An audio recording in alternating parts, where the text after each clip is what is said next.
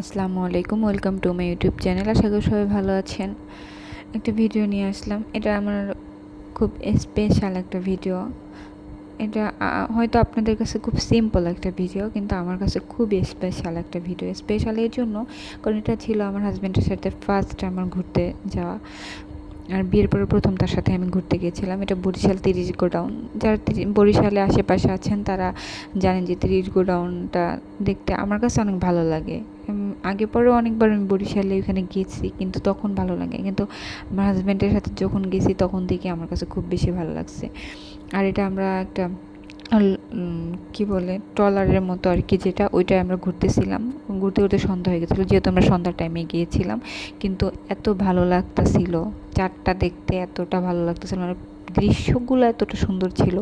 আর পাশে ছিল যেহেতু আমার প্রিয় মানুষটা, তো সব কিছুই আমার কাছে তখন ভালো লাগতেছিল। এমনিতেও আপনার কমেন্টে জানাবেন যে আসলে প্রাকৃতিক দৃশ্যগুলো কেমন লাগতেছিল। আমার কাছে অনেক অনেক বেশি ভালো লাগছিল।